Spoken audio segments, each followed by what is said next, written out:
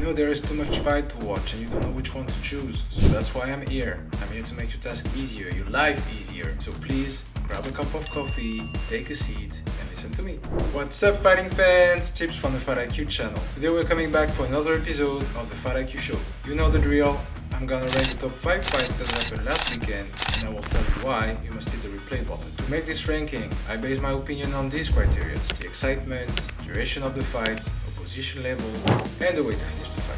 After that, I'll be picking the top 5 coming matchups. So let's get ready to rumble! So on the menu this week we had the UFC Fight Night in Las Vegas, the Bellator 301 in Chicago, and the LFA 172 in Phoenix. There were also RS, Octagon, and Brave CF, but I didn't have time to watch them, so maybe I'll do a TikTok about it. There were some really high level fights in these 3 events that I watched, and some really got me shocked. Number 5, Cody Davis versus Chapolin Enrique. It was the main event of the LFA 172. It was on Friday 17th in Phoenix, and it was for the flyweight title. I got really surprised by Chapolin. From the beginning of the fight, he was staying outside Davis's reach and range to avoid being taken down, and he was using a variety of kicks. He caught Davis in the first round with a nice high kick, and I think that made him doubt and that conditioned the rest of the fight, in my opinion. Davis was trying to wrestle in round 2, but without setting the takedowns. He was more trying to shoot to avoid being at the kicking range from Chapolin. That didn't surprise Enrique. He was defending really well the takedowns, staying at the kicking range in order to inflict damage with leg kicks, high kicks, and middle kicks. Davis really tried hard in the third round. He was going after Chapolin. He got some takedowns and was dominating on the ground, but at some point he made a mistake and got reversed by Chapolin. And he was even close to getting finished at the end of round 3. And Chapolin closed the trap in round 4. He was still kicking to cut Davis' movement and speed, and then he was pushing him against the cage, knocked him down, and finished him with ground and pound. Great victory from Chapolin. He imposed his game plan against a tough opponent. Davis didn't give up though. He fought until he couldn't fight anymore, and I'm sure he'll come back better than ever. Hats off to both fighters, and I can't wait to see them again. Number 4, Luana Pinheiro versus Amanda Ribas. It was on the main card of the UFC Fight Night, Saturday 18th in Las Vegas. It was a great strawweight clash. Pinheiro came directly banging, throwing haymakers, but Ribas was trying to replicate, but she was always a bit behind. After that, she spent the round chasing Pinheiro, making it easy for her to catch Ribas and damaging her face. At the end of the first, Ribas' face was actually busted up, and in between rounds, the corner asked to make some adjustments. And it worked actually great. Ribas defined the pace and the range of the fight in round 2, having more success than Pinheiro in the striking department, and she dominated the whole round. In the third, Ribas kept going with the same pace and volume. Pinheiro had difficulties to keep up with that. She succeeded to take Ribas on the ground though, but she couldn't keep her there, and she didn't do that much damage as well. So Ribas was really active from the bottom position. Then she got up, she was chasing and harassing Pinheiro, hitting her really hard, and after a beautiful spinning heel kick to the face, she sent a direct that sent Pinheiro directly on the canvas, and she finished her with ground and pound. So great adjustment from Ribas, amazing heart and amazing gas tank. She was also awarded a Performance of the Night award by the UFC. Number 3, Sergio Pettis versus Patchy Mix. It was the co-main event of the Bellator 301. It was November 17th in Chicago for the bantamweight title. Started a bit as I expected it. Mix was putting a lot of pressure on Pettis, forcing him to have his back against the cage. Pettis was not moving as much as he should have, so Mix succeeded to frame him, and then he attempted a takedown, lifted Pettis up, and brought him down violently. Then Mix kept Pettis the whole round in the bottom position, making him defend the transition and tiring him. In the second round, Pettis tried to move more and explode, but Mix was still composed and was still trying to frame Pettis. He succeeded to cut the distance and started wrestling with Pettis. He then took him down, worked his way to the back of the champ, and succeeded to finish with a rear naked choke. Incredible statement from the new bantamweight champion. He dominated Pettis and finished him in less than 2 rounds, and I think that there is not a lot of bantamweights that can beat that kind of grappling skills. I can't wait to see what's next for him, and I hope to see Pettis come back as well. Number 2, Brendan Allen versus Paul Craig. It was the main event of the UFC Fight Night that was in Las Vegas, Saturday 18th. What a fight! I was really curious to see the grappling exchanges in this one, and both guys didn't get shy. After a few striking exchanges, they went directly to the ground, Allen getting the top position. But we all know that Craig is dangerous from the bottom, and he proved it again. While Allen worked his way to a rear naked choke and seemed to have Craig's neck locked in, Bear Drew tried the submission as well, forcing Allen to change position and abandon the rear naked choke. Allen still finished the round on top position, doing a lot of damage with ground and pound, opening a huge cut on Paul Craig's face. The second round was a dominating round for Allen. He rocked Craig early with a hard punch, making him think that he will be better off on the ground. But there Allen performed too, doing a lot of damage with the ground and pound, transitioning every time to the best position and almost finishing the fight with a rear naked choke. Rear naked choke that he finally got in round 3. He went directly after Craig with the striking, he took him down, he got his back and he finished him with his favorite move. Impressive win for Allen, dominating the fight in every domain against a dangerous BJJ artist. I'd like to see him next against a top 5 middleweight, someone like Marvin Vettori or Jared Cannonier, to see if he can get to that belt next. And number 1, Yaroslav Amosov versus Jason Jackson.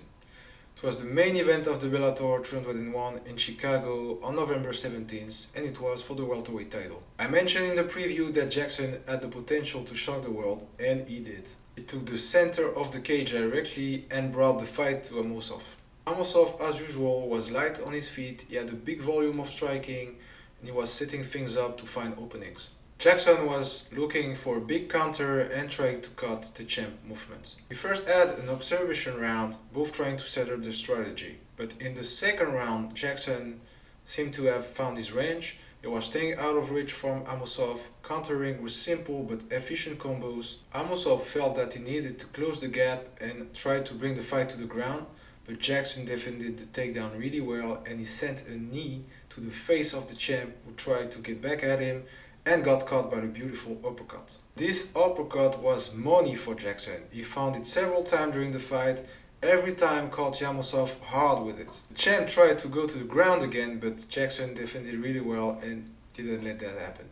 In the third round, Jackson brought more pressure. He was forcing Amosov to adapt and to be more reckless. And that's how he got caught by a beautiful left hook followed by a right hard direct to the face, sending him on the canvas where Jackson went to finish him. Amazing victory for Jackson, inflicting the first defeat of his career to Amosov in a dominant way. I'd like to see a rematch in the future to see which adjustments Amosov can make. Also to mention this week, there were some other fights worth your attention: Morales vs Matias, Talbot vs Aguirre, Brito vs Spears at the UFC Fight Night. But there were also some nice performances from Chase Hooper, Yeka Seragi, and Miktibek Orolbai, who won his UFC debut after accepting the fight on the 5 days notice. Also by Bellator 301, there were some really good fights between Stotts and Sabatello for their rematch, and also Pitbull vs Chablis. LFA 172 was really entertaining. I saw some nice prospects there: Cedric Gatambua, Miroslav Akhtamov, and Nikita Kuchin. Also another fight, but Bellator got acquired by PFL, so all the Bellator fighters will be now in the roster of the PFL, and I can't wait to see what it means for the future. Now the top 5 coming matchups. Number 5, Sergey Lipinets vs Michel Rivera. A boxing fight in the super lightweight division, Saturday 25th in Las Vegas. This one is going to be really fun. That's two guys with a big punching power. First we have Sergey Lipinets. He is 17-2-1. He has 13 KOs.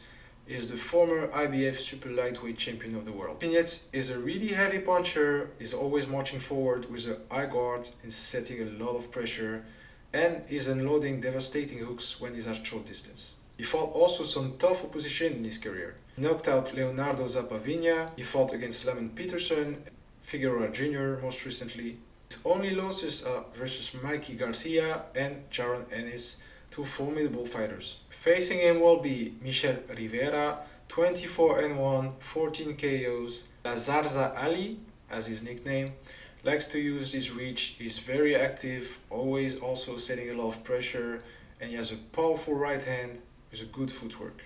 He comes out of a loss versus Frank Martin via unanimous decision in December 2022. Even if Rivera is listed as the favorite, I will personally go with Sergei Lipinets.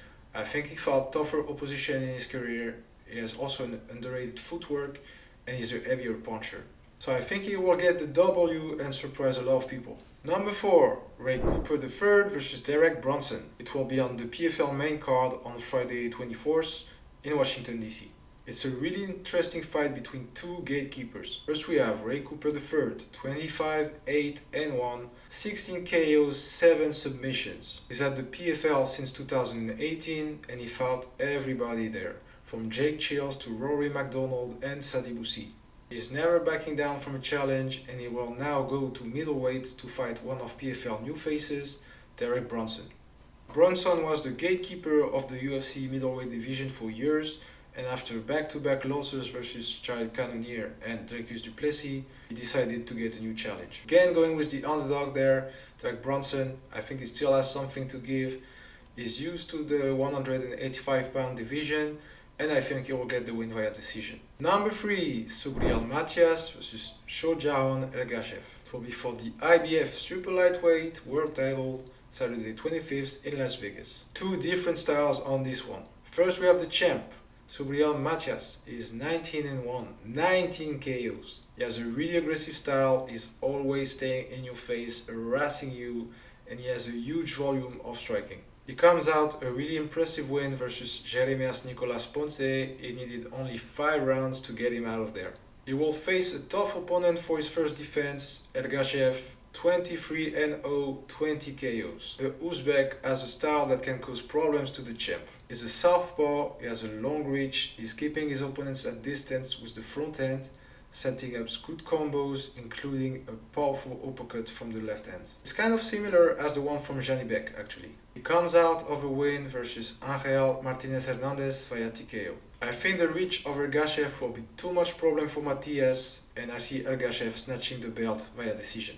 Number 2, Clay Collard versus Olivier Aubin-Mercier. It will be the main event of the PFL, the lightweight tournament final on Friday 24th in Washington DC. Can't wait for this one because it's gonna be a banger. Both fighters are coming from big wins in the semifinals last August. Collard had delivered a great performance versus Shane Burgos in a 3 rounds war. Aubin-Mercier dominated his opponent Bruno Miranda, scoring a TKO victory in the second round with ground and pound. Canadian gangster is actually my favorite. He's undefeated at PFL, he is on a 9-fight win streak, last 2 via KO or TKO.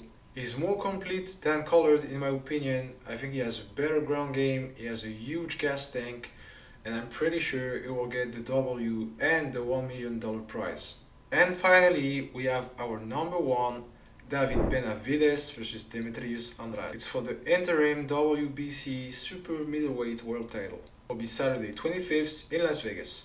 It's the biggest fight of the week. I'm so excited for this one. It's 2 highly skilled boxers. First we have the champ, David Benavidez, 27-0, 23 KOs. He's long, he's chasing his opponent across the ring, he's fast, he's strong, he's powerful.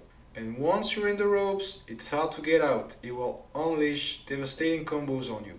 He defeated Anthony Dirrell, Ronald Ellis, David Lemieux, or more recently, Caleb Plant in March. Against him will be Demetrius Andrade, 32-0, 19 KOs, great pedigree. That will be only his second fight in the super middleweight division. He won the first one in January versus Damon Nicholson via unanimous decision. But before that, he was dominating in the weight class below. He is the former WBO world champion. He fought against tough opposition like Jason Quigley, who he knocked out, Liam Williams, or Maciej Suleski. Hugo Andrade is a tough match for Benavidez. He's a southpaw, he's versatile, he has a good footwork, he's strong, but I still feel that Benavidez will have the advantage. That's his weight class, he's used to it, he's younger, he's faster, and I think he will get the win via KO. Also, some other fights are worth your attention. Kayla Harrison will come back by PFL, and there will also be all the finals from the tournaments from this season. There will also be Chantel Cameron versus Cathy Taylor. It will be a great rematch for the super lightweight title in boxing. Also, on Benavidez versus Andrade card, there will be Jermall Charlo versus Jose Benavidez Jr. and Hector Garcia versus Lamont Roach Jr. And finally, Cage Wars 164 will be in Newcastle on Saturday 25th, and there will be 3 titles on the line. So more boxing than MMA for this weekend, but still there will be high level fights that you know what to watch now. If you enjoyed that video, please give a hard punch to those like and subscribe button, especially the last one if you don't want to miss any new releases. Also, let me know in the comment what you thought about the fight from last weekend and give me some picks for the coming matchups. Enjoy the fight, I'll see you next week. I had to set them straight. They hate when you elevate.